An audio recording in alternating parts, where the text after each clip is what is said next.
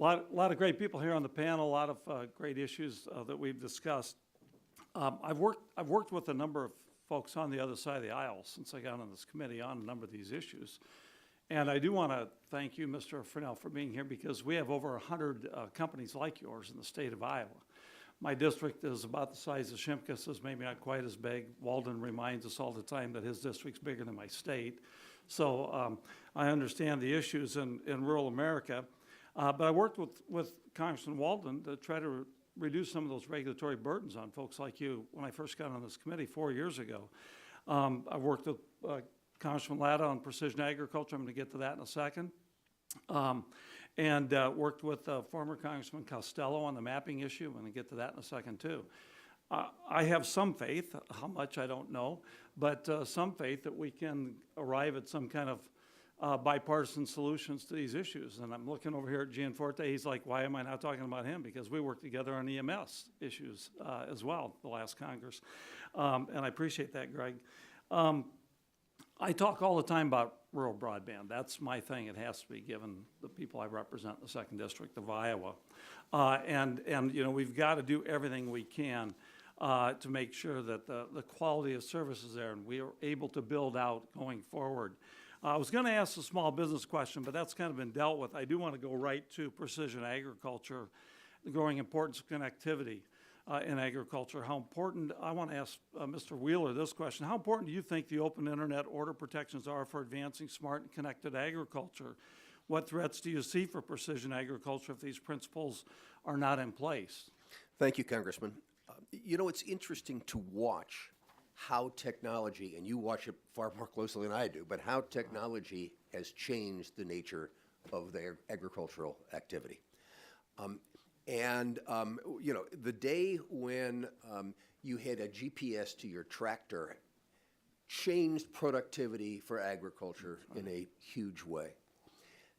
We are now moving to a period where 5th generation and next generation broadband services are going to be able to put out into the field things that we haven't even imagined any more than we imagined the GPS to the tractor those years ago.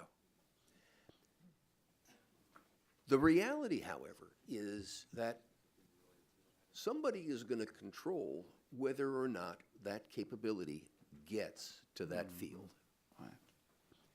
And when you say, well, we're only going to do blocking, throttling, and prioritization, then you say everything else that I can do to advantage myself as the provider of the service can be done. Mm-hmm. And so what a key component of the 2015 order was how do we maintain flexibility to take a look at what happens, what we don't know is going to happen, but we know will happen. That's an essence, a key essence of how you deal with maintaining, not just having an open internet today, right, but maintaining an open internet tomorrow. Thank you. I want to move on to the mapping issue. We've got an REC in my district, Sheraton Valley, Rural Electric Cooperative, and they're trying their best. They've tried every which way to get the FCC to allow them to provide broadband service to their service area. But the mapping as it now exists doesn't allow them because it says that there's a lot more coverage there than there in fact is. And as I said, I worked with Ryan Costello on a bill on that. The FCC is supposed to be coming up with better maps as we speak, but it depends upon the data that they're using, obviously. And I guess I want to ask both the former chairman, starting with you, Chairman Powell, how the heck are we going to deal with this? I mean, Shimkus brought this up. You know, this is something that we're just fighting with all the time, and especially to make sure that we get people who want to provide that service who might not be an incumbent carrier. They're not even a telco. It's an REC. How do we get that to that point? Well, I think you've all been very articulate about the essential essence and importance of mapping, and I know you've directed and the Commission is working hard to improve the map, so hopefully we will get an improvement on that. Specifically, with respect to the circumstances of your company and constituent, I would recommend to them there is a process in place at the FCC to challenge and appeal the current mapping to be able to demonstrate to the commission that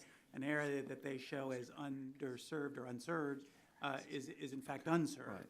And I'm sure that they've been counseled and are pursuing that process, so I think that's very, very important to them. Thank you, and I know my time has expired. Thank you so much, Mr. Chair, for letting me go, and Mr. Wheeler, if you get back to us on that, I'd appreciate Well, it. we're also whispering back and forth here. We agree. Yeah.